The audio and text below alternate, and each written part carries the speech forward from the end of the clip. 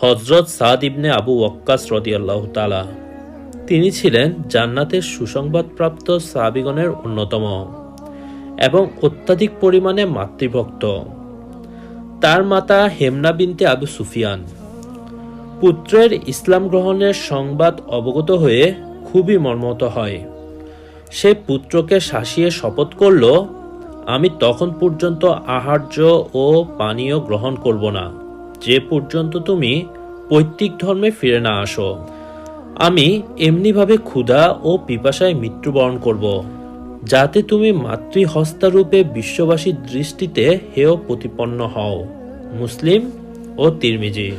বগবীর রেওয়াতে আছে, হযরত সাদের জননী একদিন এক রাত মতান্তর 3 দিন 3 রাত শপথ অনুযায়ী অনশন ধর্মঘট অব্যাহত রাখলে হযরত সাদ উপস্থিত হলেন।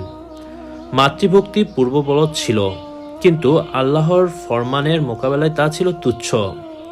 তাই জননীকে সম্বোধন করে তিনি বললেন, আম্মাজান, যদি আপনার দেহে 100 আত্মা থাকত এবং একটি একটি করে বের হতে থাকতো, তা দেখেও আমি আমার ধর্ম ত্যাগ করতাম না। এখন আপনি ইচ্ছা করলে পানাহার করুন অথবা মৃত্যুবরণ করুন, আমি আমার ধর্ম ত্যাগ করতে পারি না। এই কথায় নিরাশ হয়ে তার মাতা অনশন ভঙ্গ করল।